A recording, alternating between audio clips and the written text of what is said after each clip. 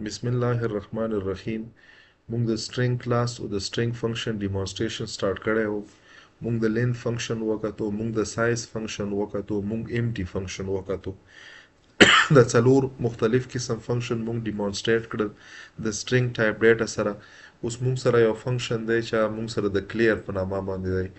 نو اوس موږ د clear function demonstration کو د چې شي سره دا موږ سره یو built in function دی د string library د string class. دا موږ سره ډیفاین دی په د string class کې د ننه په دغه string library کې. نو دلته موږ چې وکړو د string class یو object هم جوړ کړو s او دا موږ initialize کړو د یو string نه hello.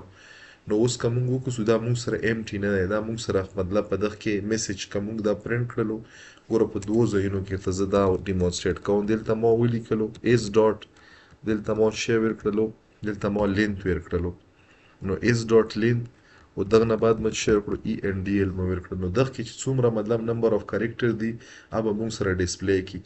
بیا دلته موږ شی کو دلته موږ ډیمونستریټ کوو، دلته موږ ډیمونستریټ کوو چې کوم موږ سره د کلیر فنکشن دی. د کلیر فنکشن په ترو باندې موږ سره چې د کوم لینت دی دا به موږ 0 ته سیټ کو. زه به راشم د پروګرام به کمپایل کم، کمپایلیشن کې څه ایرر پکې نشته، ایگزیکیوټیبل کوډ راغلو، زه به دا رن کم. چې رن مکړو نو تاسو کتای شو چې بیفور کلیر موږ سره نمبر اف کریکټر څومره دی 5 دی، او آفټر کلیر موږ سره نمبر اف کریکټر څومره دی. دا نمبر اف کریکټر دلته به زه تاسو ته وم لیکم. زه به چې وکم بیفور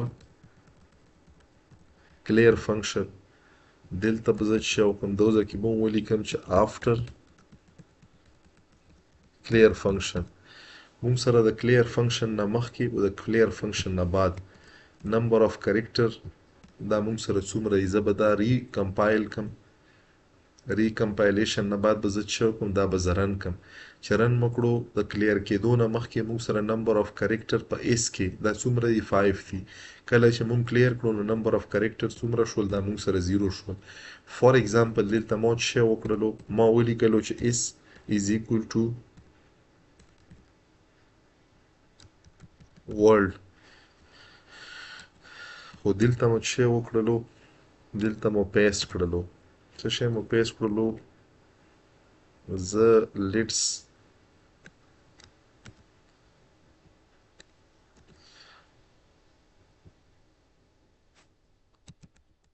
after re-initialization موږ چې وکړلو اوس موږ ګورو چې موږ سره نمبر اف کریکټر څومره راځي. زه به دا دوزه کې به چې وکم دلته به ولیکم endl، دا به زه ریکمپایل کم. ریکمپایل شو څه ایرر نشته، دوزه نه مې رن کړلو.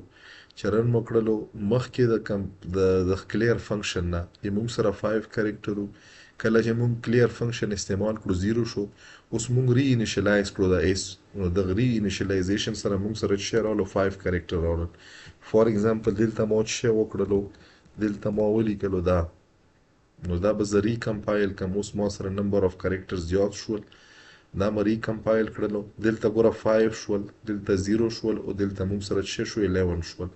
نو هوپفولي چې تاسو ته به د کلیر فنکشن چې کومې موږ سره د string class یو built in function دی دا به تاسو ته کلیر شوی وي چې دا موږ سره څرنګه کار ورکوي. نو موږ سره پاتې شئ. نو انشاءالله تاسو ته به مختلف قسم پروګرامینګ اگزامپل باندې it's around about 40 plus چې کوم موږ سره د string function دی دا به تاسو ته demonstrate کیږي. نو stay tuned with us.